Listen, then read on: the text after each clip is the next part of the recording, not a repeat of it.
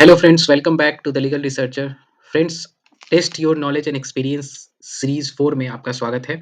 आज इस वीडियो में हम लोग जनरल डिफेंस में volenti non fit injuria, plaintiff the wrongdoer, primarily इन दो डिफेंस के ऊपर क्वेश्चंस डिस्कस करेंगे।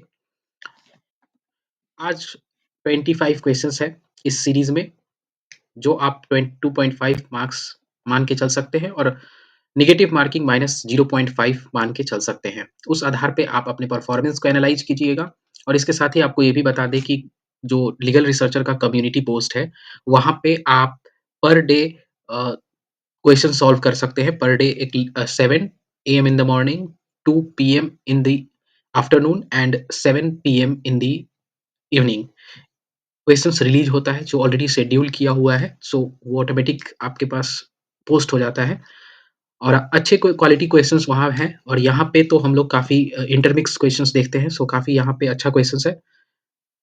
आपको जो इस क्वेश्चन को सॉल्व करने में समय लगना चाहिए, वो मात्र 15 मिनट्स लगना चाहिए, 15 मिनट से ज़्यादा नहीं। भले वीडियो मेरा 5 घंटा का क्यों ना हो, लेकिन आपको 15 मिनट से ज़्यादा नहीं लगना चाहिए। वो कैसे आप 15 मिनट में बनाइए, हमको उससे मतलब नहीं है, लेकिन वीडियो हम 5 घंटा का बन जाए, कोई दिक्कत नहीं। तो आइए, आज के क्वेश्चन को शुरू करते हैं। द फर्स्ट क्वेश्चन इज जो पहला क्वेश्चन है friends, consider the following statements regarding the defence of volenti non fit injuria in tort law.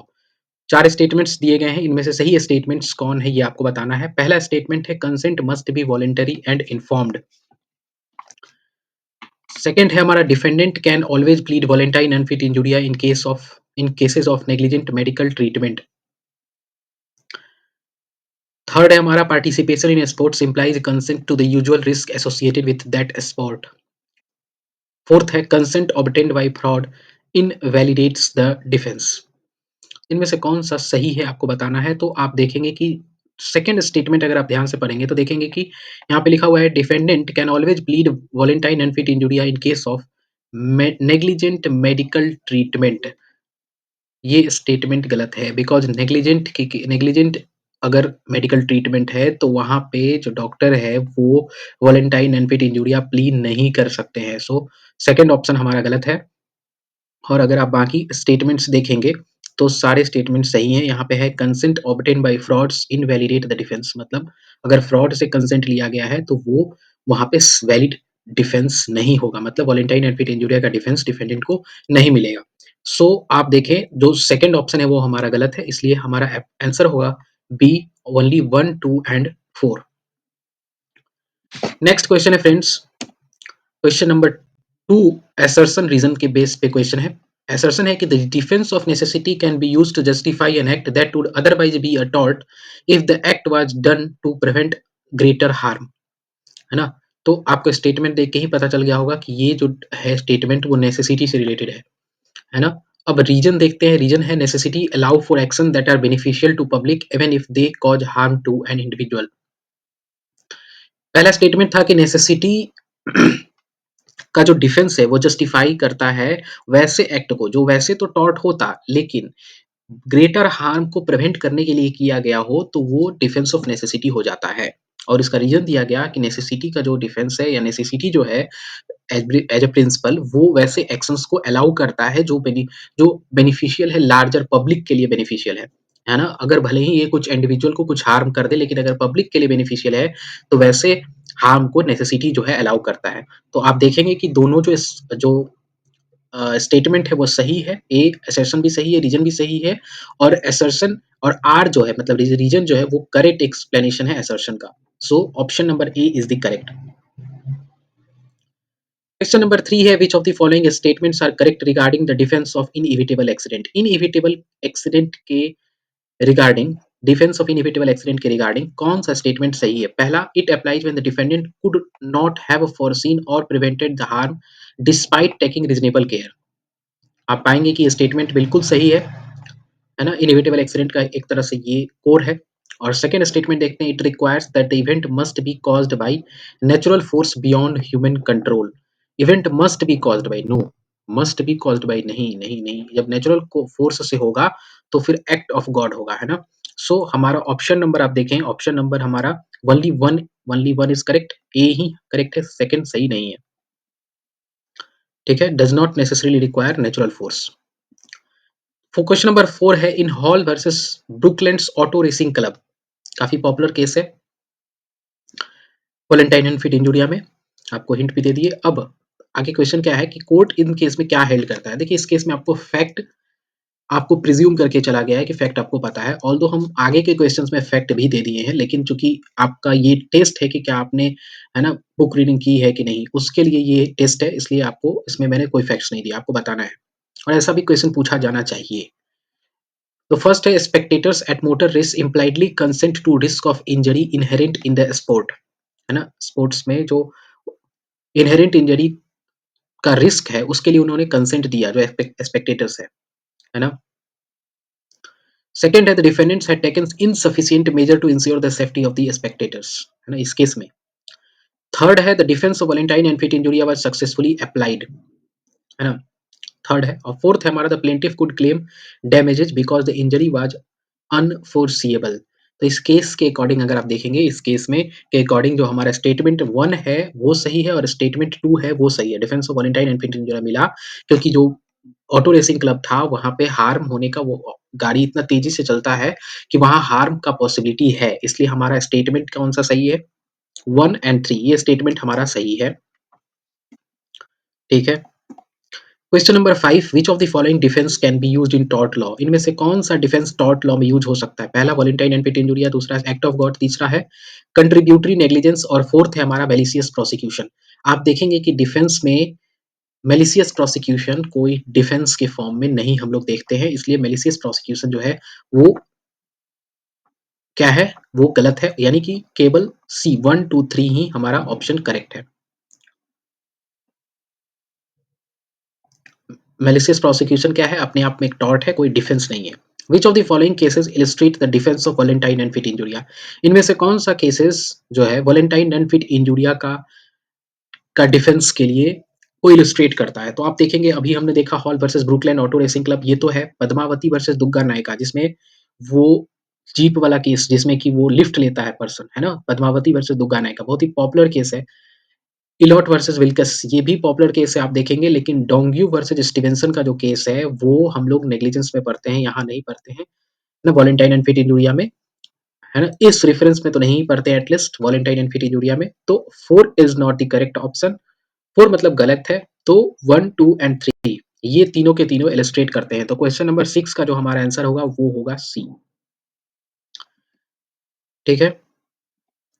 Question number 7 which of the following statement are correctly regarding implied consent in sports, इनमें से कौन सा statement implied consent in sports के लिए regarding सही है। अभी देखेंगे जस्ट पिछले 1 2 दिन पहले जो है एक क्रिकेट मैच में जिसमें संजू सैमसन के द्वारा जो है इंडियन क्रिकेट प्लेयर है उनके द्वारा एक विमेन स्पेक्टेटर को जो है चोट चोट लग गया, उनके जब छक्का उन्होंने मारा तो चोट लग गया, और इसी आधार पे ये क्वेश्चन अभी रिसेंट के लिए बहुत ही मतलब जीता जागता क्वेश्चन है। A player in the game of cricket is deemed to consent to injuries likely to in the normal course of game, है ना, player in the game of cricket is deemed to consent to injuries likely in the normal course of the game, बिल्कुल, है ना, deemed to consent to injuries likely in the normal, है ना, बिल्कुल सही बात है। और spectator at the sporting event assumes no risk of injury from the participant, बिल्कुल नहीं, प्लेयर तो इंजरी के लिए कंसेंट देते ही हैं, लेकिन इसके अलावा जो स्पेक्टेटर वहां देखने जाते हैं उनको भी वो रिस्क के लिए जो है कंसेंट देते हैं, है ना। तो ऑप्शन नंबर 2 जो है वो हमारा यहाँ गलत है, इसलिए ओनली 1 इज करेक्ट, है ना, only 1 is correct. Question number 8 है consider the following statements about the defence of volenti non fit injuria, following statements को देखिए और बताइए कि कौन सा स्टेटमेंट सही है। Mere knowledge of risk is sufficient for the defence to apply, knowledge of risk is sufficient नहीं दोस्तों, बहुत इंपॉर्टेंट लाइन है जो आपको मिस्टेक करवा देगा। मेयर नॉलेज ऑफ रिस्क से क्या होगा, हम रिस्क के लिए कंसेंट देंगे तब तो होगा, हमको पता है रिस्क है लेकिन हम कंसेंट नहीं दे रहे हैं तो वहां नहीं होगा। सो ऑप्शन नंबर 1 इज गलत, मतलब स्टेटमेंट 1 तो गलत है। सेकंड देखते हैं consent obtained by fraud does not serve as a good defence, yes ये तो हम लोग हमेशा यूनिवर्सल स्टेटमेंट है। तो फर्स्ट में हमारा क्या होगा again one sorry only B हो जाएगा, क्वेश्चन नंबर 8 में बी ओनली 2 इज करेक्ट, केवल 2 सही है। क्वेश्चन नंबर 9 है to determine if the defence of volenti non fit injury apply which of the following information is required. इनमें से कौन सा स्टेटमेंट एकदम बेसिकली रिक्वायर्ड है ना, बेसिक रिक्वायरमेंट है वॉलेंटाइन एंड फिट इंजुरिया के डिफेंस का। पहला है whether the plaintiff knew the risk, और सेकंड है whether the plaintiff voluntary agreed to the risk, और थर्ड है whether the defendant acted negligently. तो सबसे बेसिक डिफेंस कब मिलेगा, है ना, सबसे बेसिक डिफेंस कब होगा, जब weather the plaintiff knew the risk, है ना, प्लेंटिफ जब रिस्क को जानता था और प्लेंटिफ ने उस रिस्क के लिए एग्री किया तो डिफेंडेंट इस आधार पे डिफेंस लेगा। और डिफेंडेंट नेग्लिजेंटली एक्ट किया तो इससे डिफेंडेंट को कोई फायदा है नहीं है, तो डिफेंस के पर्पज से तो नेग्लिजेंस का कोई रेलेवेंसी नहीं है। तो ऑप्शन नंबर 1 और 2, ऑप्शन नंबर 1 और 2 वो हमारा सही है, यानी ए जो है हमारा ऑप्शन सही है। क्वेश्चन नंबर 10 है which of the following scenarios does not exemplify the application of volenti non fit injuria, है ना। एग्जाम्पलीफाई मतलब एक तरह से एग्जाम्पल, है ना, कौन नहीं है वॉलेंटाइन एंड फिट इंजुरिया को, या सपोर्ट कौन नहीं करता है। तो देखेंगे, पहला है spectator at a sporting event getting injured by a participant, a patient undergoing an unauthorized surgery, third है trespasser injured by a known hazard, और फोर्थ है an employee injured while performing a dangerous task without protest। तो आप देखेंगे कि option B देखेंगे तो यहाँ लिखा हुआ है, ध्यान से नहीं पढ़ेंगे तो फिर समझ में नहीं आएगा, लेकिन अगर ऑप्शन बी ध्यान से आप देखेंगे कि a patient undergoing an unauthorised surgery है, ऑथराइज्ड नहीं है ना, अनऑथराइज्ड सर्जरी है, मतलब सर्जरी के लिए कंसेंट नहीं दिया गया था, तो क्या होगा, वहाँ वॉलेंटाइन एंड फिट इंजुरिया का डिफेंस अवेलेबल नहीं है। बाकी सारे में है, स्पेक्टेटर को है, ट्रेसपासर को वैसा नोन इंजर्ड हैजार्ड, जहाँ पे नोटिस बोर्ड वाला केस हम लोगों ने देखा था, एक जगह नोटिस बोर्ड था, एक जगह नोटिस बोर्ड नहीं था, है ना। फोर्थ में an employee injured by performing a dangerous task without protest, so this is also हम लोगों ने देखा है इसको भी केस में, तो ये भी नहीं होगा। उसके बाद हम क्वेश्चन नंबर 11 पे आते हैं, अगेन असर्शन रीजन पे बेस्ड क्वेश्चन है। असर्शन क्या है कि plaintiff who consented to surgical operation can not sue for trespass if the surgeon performed an operation different from one consented to, है ना। प्लेंटिफ जो है वो ट्रेसपास का जो है सू नहीं कर सकता है अगर उसने सर्जिकल ऑपरेशन के लिए सर्जिकल एप्लीकेशन के लिए कंसेंट दिया था, लेकिन जो सर्जन ने ऑपरेशन किया वो डिफरेंट ऑपरेशन किया जिसके लिए वो कंसेंट दिया था। जाहिर सी बात है ये स्टेटमेंट असर्शन हमारा गलत है, क्योंकि ऐसा नहीं है, प्लेंटिफ बिल्कुल वो सू कर सकता है ट्रेसपास का अगर उसने सर्जन ने वो ऑपरेशन परफॉर्म नहीं किया है जिसके लिए उसको कंसेंट दिया गया था, तो स्टेटमेंट असर्शन हमारा गलत है। यानी कि जैसे ही ये होगा स्थिति, तो सिंपल सा सीधे के सीधे आपका आंसर क्या हो जाता है, डी हो जाएगा, क्योंकि और कोई ऑप्शन सटीक बैठेगा ही नहीं, है ना, तो ऑप्शन डी हो जाएगा। लेकिन for the purpose of clarification हम लोग रीजन भी देख लेते हैं। For volenti non fit injuria to apply the act done by defendant must be same for which the consent is given, volenti non fit injuria, तो यही चीज है, रीजन तो यही है, रीजन सही है बिल्कुल। क्वेश्चन नंबर 12 है consider the following statements regarding the defence of volenti non fit injuria. Volenti non fit injuria के डिफेंस के रिगार्डिंग कुछ स्टेटमेंट्स देखिए। पहला स्टेटमेंट है कि an employee who continue to work with knowledge of risk created by employer's negligence is always precluded from recovering damages।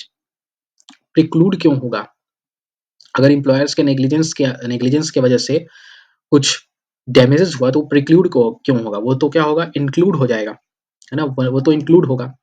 सो पहला statement हमारा गलत है।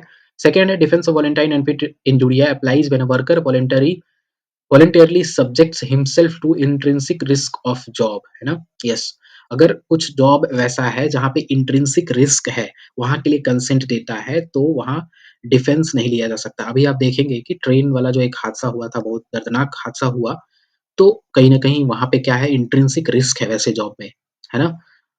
हालांकि उनको कंपनसेशन प्रोवाइड जरूर किया गया होगा या किया जाएगा, क्योंकि वो अलग एम्प्लॉय लेबर लॉज के अंदर या फिर जो अदर कंपनसेशन का लॉज होगा जो वहाँ पे लगता होगा, वो वहाँ पे बिल्कुल मिलेगा। लेकिन अगर आप टॉर्ट के रूप में देखें तो यहाँ पे वॉलेंटाइन एंड फिट इंजुरिया का डिफेंस अवेलेबल हो जाएगा, है ना। सो ऑप्शन 2 हमारा सही है, only 2 is correct. Next question है friends, question number 13। Question number 13 है which of the following scenario does not exemplify the application of volenti non fit injuria. यानी इनमें से, इन चार सिनेरियो में से कौन सा सिनेरियो जो है वो वॉलेंटाइन एंड फिट इंजुरिया के एप्लीकेशन का सही एग्जाम्पल नहीं है। A worker injured after ignoring safety instructions and violating statutory provisions. Option number A है हमारा। Option B, an employee injured due to an intrinsic risk of the job. Third, a passenger injured in an accident despite knowing the driver was moderately intoxicated.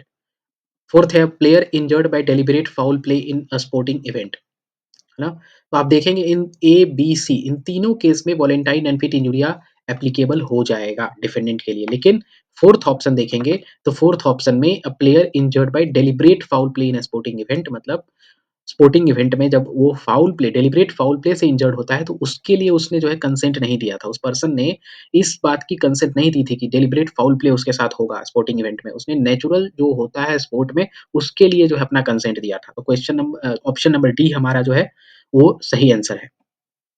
Question number 14 क्या है friends? A worker continue to operate machinery that he know is faulty and poses a risk of injury. The employer has warned him and provided alternative safe machinery, but the worker choose to use the faulty one. The workers get injured. Can the employer successfully plead voluntary and fit injury?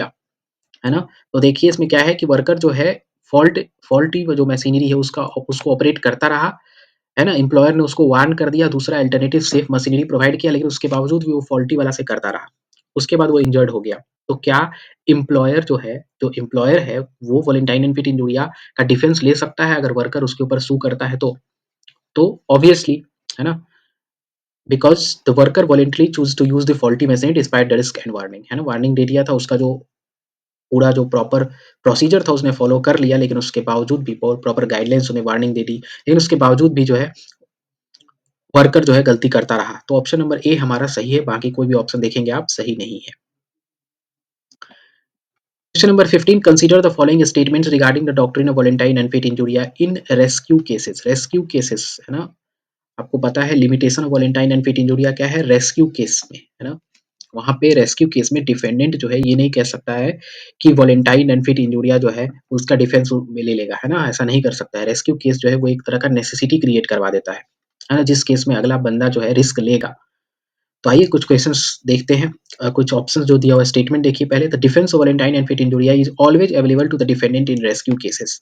वॉलंटाइन non fit injuria का defence जो है वो हमेशा available होता है rescue case में। बिल्कुल गलत है ना? स्टेटमेंट गलत है।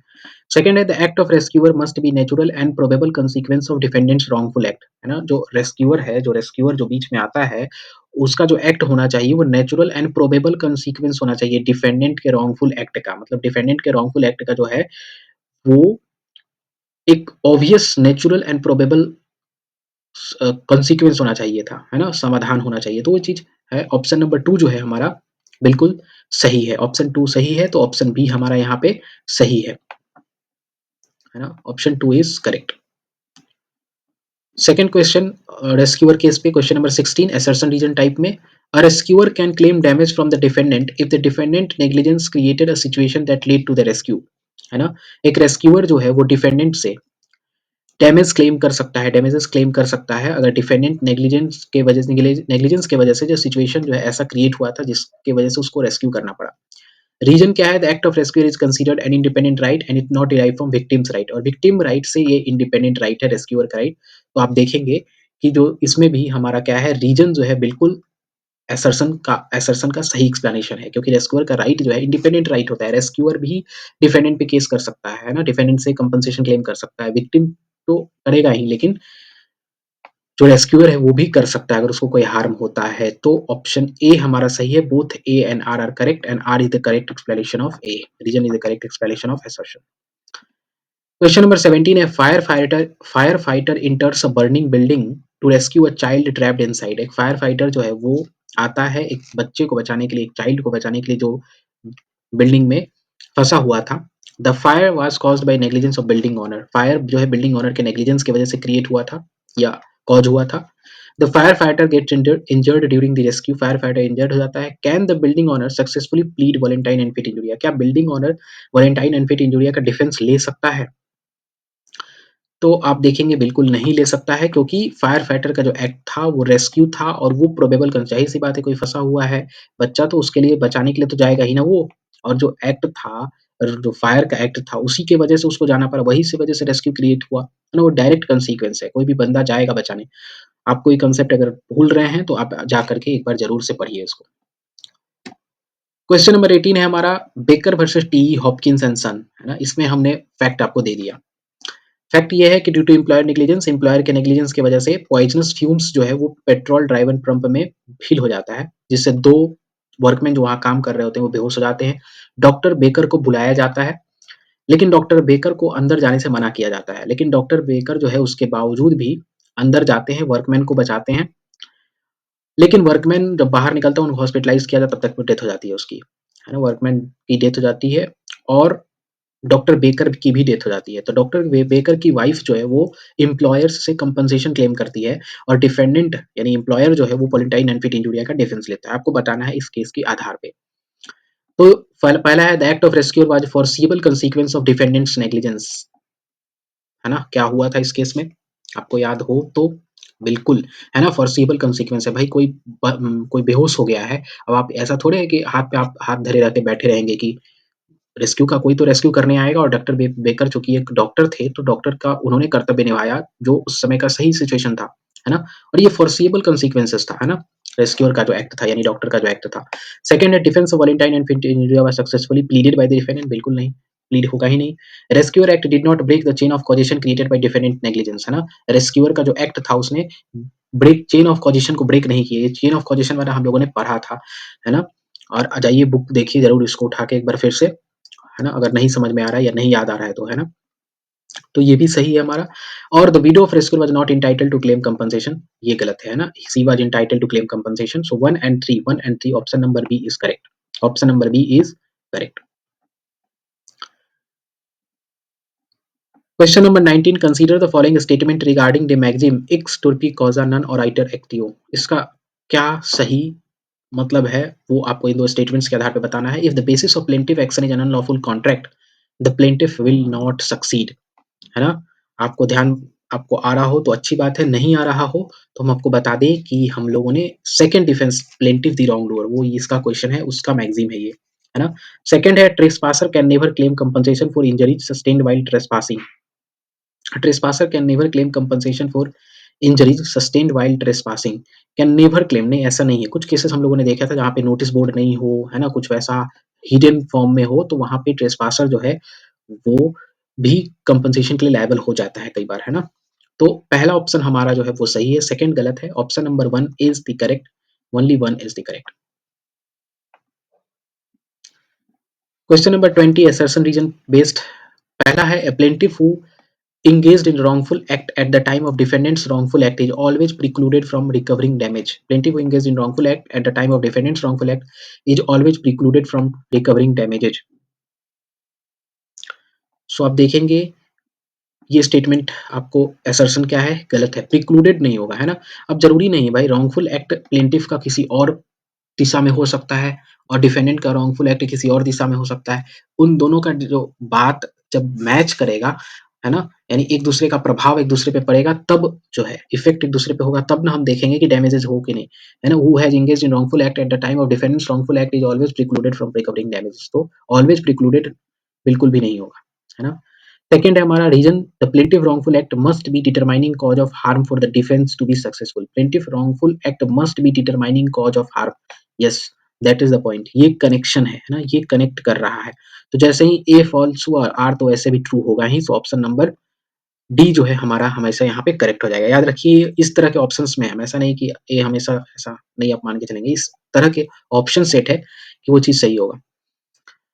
केस ब्रीफ बर्ड वर्सेस हॉलब्रूक का केस प्लेंटिफ एक ट्रेसपासर था वो डिफेंडेंट के लैंड में इंटर करता है जो जहाँ पे स्प्रिंग गन जो है लगा होता है डिफेंडेंट उसके लिए कोई नोटिस नहीं लगाया होता है प्लेंटिफ जो है डिफेंडेंट के ऊपर कंपनसेशन के लिए क्लेम करता है कोर्ट क्या डिसाइड करती है इस केस में कि plaintiff was entitled to claim compensation for injury caused by the spring gun plaintiff जो है कंपनसेशन क्लेम कर सकता है दूसरा defence of volenti non fit injury was applicable volenti non fit injury का कम जो डिफेंस वो एप्लीकेबल था plaintiff forfeited his right to action because he was trespassing उसने अपना राइट को फॉरफिट कर दिया प्लेंटिफ ने क्योंकि वो ट्रेसपास कर रहा था इसलिए फोर्थ है setting spring gun without notice was wrongful act by the defendant so बताइए इसमें से कौन सा ऑप्शन सही है 1 एंड 4 ऑप्शन नंबर 1 एंड 4 आप देखेंगे वही सही है बाकी दोनों गलत ठीक है क्वेश्चन नंबर 22 देखते हैं। 22 में क्या है, a company negligently discharges harmful chemical into river which flow downstream to a city. Before reaching the city, the river passes through a farm where the farmer, unaware of the contamination, uses the water for irrigation. The contaminated water severely damages the crops, causing a loss to the farmer. The city, anticipating possible contamination from the company, installs water treatment facilities and prevent any harm to the residents. The farmers sue the company for the damages. So आपको basically इसमें questions छूट गया है, लेकिन इसमें आपको बताना क्या है, इनसे कौन स्टेटमेंट सही है ना, विच of the following statement is correct. तो देखिए क्वेश्चन क्या था कि कंपनी जो है नेग्लिजेंटली डिस्चार्ज करती है हार्मफुल केमिकल जो रिवर से पानी लेती है, उसके बाद फिर वो कुछ कंपनी जो है का वर्क करती है और उसके बाद फिर उसको बहा देती है, विच है ना. और सिटी पहुंचने से पहले क्या होता है कि वो कुछ फार्मर्स के द्वारा यूटिलाइज कर लिया जाता है जिनको कंटामिनेशन के बारे में पता नहीं है, और इसलिए वो इरिगेशन उससे कर लेते हैं कंटामिनेटेड वाटर से, जिससे क्या होता है कि उनका क्रॉप जो है वो डैमेज हो जाता है ना, और फार्मर को क्या होता है, इससे लॉस होता है. जो सिटी में सिटी था, मतलब जो सिटी का जो म्युनिसिपैलिटी होगा या जो भी गवर्निंग बॉडी है, उसने इन चीज़ों को ध्यान में रखते हुए क्या करता है वो कि एक वाटर ट्रीटमेंट फैसिलिटी जो है वो प्रोवाइड करता है, और फिर वो जो है उस पानी को ट्रीटमेंट के बाद जो है बाकी जगह रेसिडेंट्स को मुहैया करवाता है ना? ताकि रेसिडेंट्स को किसी तरह का हार्म ना हो। लेकिन इस दौरान फार्मर जो है उसको तो हार्म हो रहा है कंपनी के एक्ट की वजह से। तो आपको ऑप्शंस पढ़िए और बताइए कि कौन-सा स्टेटमेंट सही है। Farmer uses the contaminated water despite being unaware of its contamination breaks the chain of causation, thus the relieving the company from liability under the Novas Actus Interveniens. है ना? ये एक मैगज़ीन है, लीगल मैगज़ीन है, नोवास actus इंटरवेनियंस, है ना? हम लोगों ने देखा था। तो इसमें क्या था इसमें क्या है बेसिकली अभी नहीं बताएँगे, नोवास एक्टस इंटरवेनियंस, है ना? आप जाके आप पढ़िएगा, अदरवाइज़ फिर आप नहीं देखते हैं आप लोग। सो पहला क्या है, ऑप्शन हमारा बिल्कुल गलत है ना? बिल्कुल गलत है। उस इसमें जो कंपनी का एक्ट है वो नेग्लिजेंट है और उससे वो रिलीव नहीं हो पाएगा, है ना? यहाँ पे ऑप्शन नंबर ए के आधार पे हमने गलत किया। सेकंड ऑप्शन है preventive measures, cities preventive measure constitute a novus actus interveniens, breaking the chain of causation and absorbing the company of liability for any harm beyond the farm, है ना?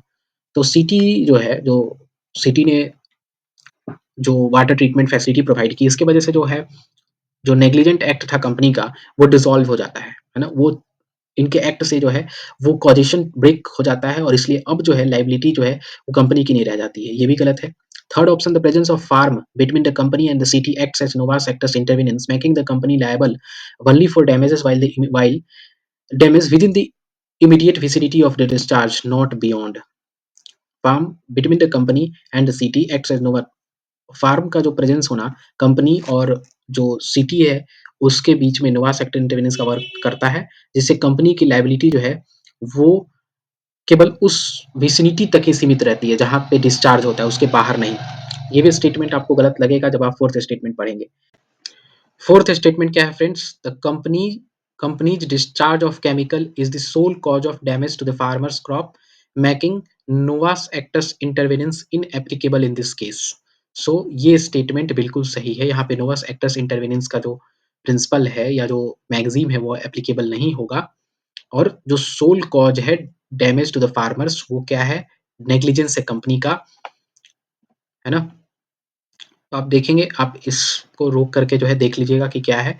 वैसे आप रेफर कीजिए, एक बार बुक जाके ज़रूर refer कीजिए नोवास एक्टस इंटरवेनियंस का कॉन्सेप्ट समझने के लिए। नेक्स्ट क्वेश्चन है question number 23, to determine if the defence of ex turpi causa non oritur actio apply which of the following information is required. इनमें से कौन-सा जो इन्फॉर्मेशन है वो रिक्वायर्ड है ना? एक तरह से ये डेटा सफिशिएंसी टाइप का क्वेश्चन है. So ex turpi causa non oritur actio इस केस में इस डिफेंस के एप्लीकेशन के लिए में से कौन सा स्टेटमेंट जो है इन्फॉर्मेशन जो है रिक्वायर्ड है. तो आप देखेंगे पहला है whether the plaintiff was engaged in unlawful act, है ना? Whether the harm suffered was the result of the plaintiff's unlawful act, whether the defendant act was also wrongful, है ना? तो आप देखेंगे कि इसमें सही आंसर क्या होगा हमारा, only 1 and 2, defendant act was also wrongful. ये फ़र्क नहीं पड़ता है क्योंकि डिफेंडेंट को तो हमेशा चेक करेंगे ही। कौन-सा डिफेंस है जिसमें डिफेंडेंट को चेक नहीं करेंगे, डिफेंडेंट को ही तो डिफेंस लेना है ना? लेकिन इस डिफेंस में जो लेगा वो क्या है, प्लेंटिफ के अगेंस्ट लेगा, तो प्लेंटिफ द रॉन्ग डूअर यानी प्लेंटिफ ही रॉन्ग डूअर है ना? तो इसलिए हमारा option number 1 and option number 2 जो है, हमारा इन्फॉर्मेशन 1 और 2 रिक्वायर्ड है ना? मिनिमम रिक्वायरमेंट क्या है 1 और 2 का, 1 एंड 2।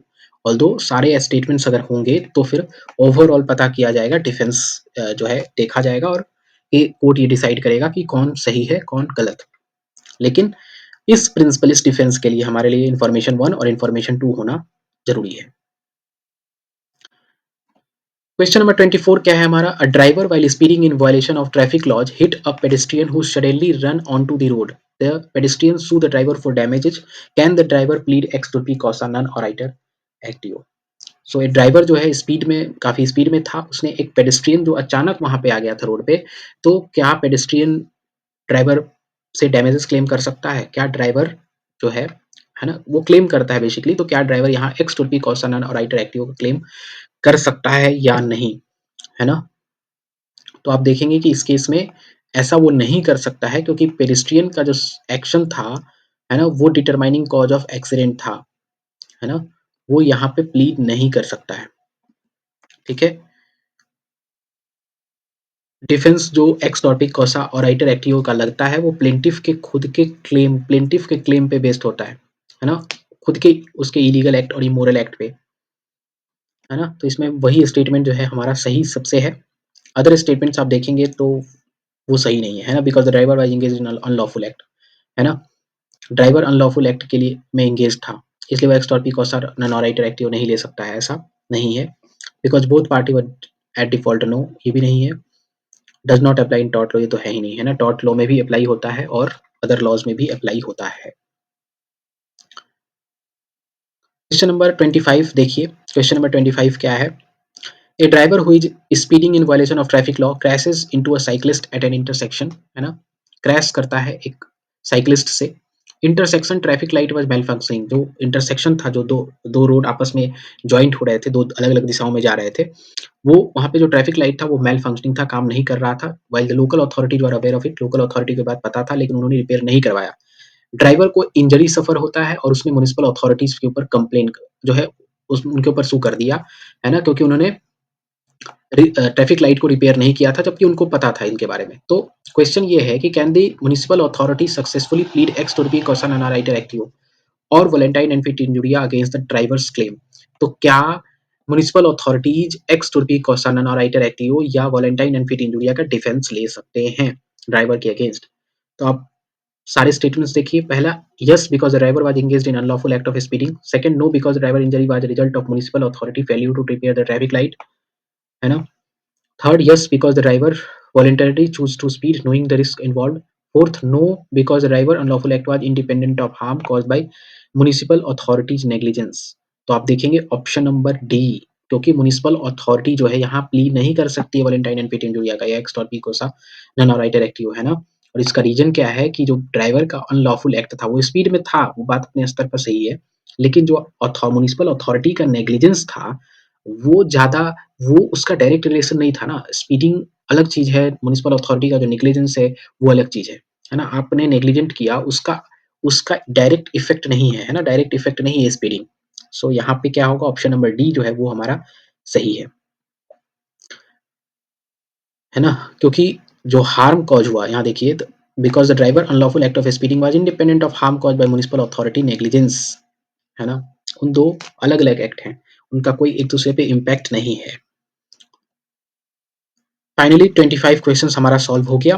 अब जिनका टाई ब्रेकर या सुपर ओवर क्वेश्चन देखिए, इनमें मैच द फॉलोइंग है, मतलब ऐसा नहीं है कि ये ऑप्शन है, ये मैच द फॉलोइंग ऑप्शन इसके बाद है। मैच द फॉलोइंग है, पहले इसको मिलाना है, इनमें से किसी को इनको इनसे मिलाइए और फिर इन सारे को इनसे मिलाइए, है ना। मतलब केस का नाम यहाँ है, फैक्ट ये है और क्या हेल्ड किया गया वो यहाँ है।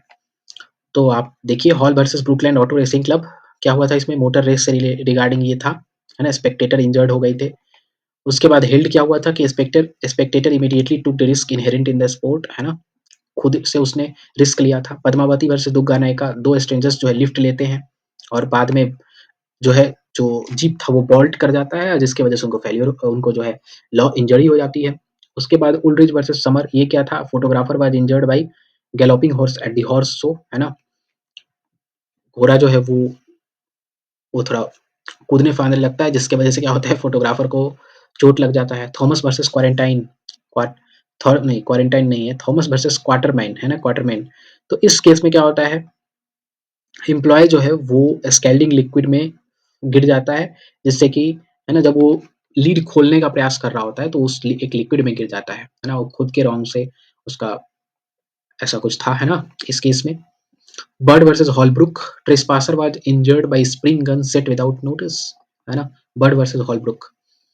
तो इन सारे को आप देखें तो 1 का 1 यहाँ पे, ए का 1, 2 का, बी का 2, सी का 3, डी का 4, ई का 5, और यहाँ जब आप देखेंगे तो आप मिलाइए इसको भी, इसमें क्या होगा, आप मिलाएँगे तो इस मैंने इस तरह से सजाया है इसको कि सारे स्टेटमेंट्स जो है सही हैं। वैसे आपको खुद से इसको रोक के देखना चाहिए था, खुद से बनाना चाहिए था, बट कोई बात नहीं, इन सारे केसेस जो है काफ़ी इम्पोर्टेंट है, जो इम्पोर्टेंट केस है उसको इस तरह से मैंने डाल दिया है ना। तो बताइए इनमें से कौन-सा ऑप्शन है, एटलीस्ट ऑप्शन सेलेक्ट कर लीजिए, है ना। ऑप्शन ए नहीं है, बी भी नहीं है, 3 देखेंगे आप, ए, बी, सी, डी, ई, 1, 2, 3, 4, 5 और 1, 2, 3, 4, 5, तो यही ऑप्शन सही है। ऑप्शन 3 हमारा करेक्ट है। तो ये था फ्रेंड्स आज का हमारा डिस्कशन, आज का हमारा क्वेश्चंस, है ना। हो सकता है अगर कुछ क्वेश्चंस पे इंटरप्रिटेशन में आपको परेशानी हो, क्योंकि देखिए क्वेश्चन सॉल्व करते हैं, तो मेरा मानना है कि इसमें चाहे किसी का 50 साल का एक्सपीरियंस क्यों ना हो, चाहे किसी का 10 साल का या 5 साल का एक्सपीरियंस क्यों ना हो, क्वेश्चंस सॉल्व करते टाइम हमेशा आप चीज़ों को अलग तरीके से इंटरप्रेट कर सकते हैं। आपके मन में ज़्यादा अच्छा एक्सप्लेनेशन आ सकता है। तो उस आधार पे आपको कोई समस्या हो सकती है, ग्रीवांसेस हो सकती है, और उस ग्रीवांसेस को अपने पॉइंट, अपने कमेंट आप ज़रूर रखें अगर आपको लगता है कि कोई स्टेटमेंट या कोई क्वेश्चन में आपको डाउट है। तो मिलते हैं आपसे नए वीडियो में, जहाँ पे नए सीरीज़ में, सीरीज़ नंबर 5 क्वेश्चन सीरीज़ में हम लोग जहाँ पे inevitable accident, act of God, private defence और अदर जो डिफेंस है, जैसे स्टैट्यूटरी अथॉरिटी, इन सारे डिफेंसेस के ऊपर, नेसेसिटी, इन सारे डिफेंसेस जो अभी बचे हुए हैं, अभी 8 डिफेंस था हमारा, 2 डिफेंस हम लोगों ने आज कवर किया, और बाकी डिफेंसेस भी देखेंगे, उसके बाद इंटरमिक्स क्वेश्चंस भी कुछ देखेंगे। तो मिलते हैं आपसे नए वीडियो में, तब तक के लिए अपना ख्याल रखिए। All the best and thank you very much for participating in this cues.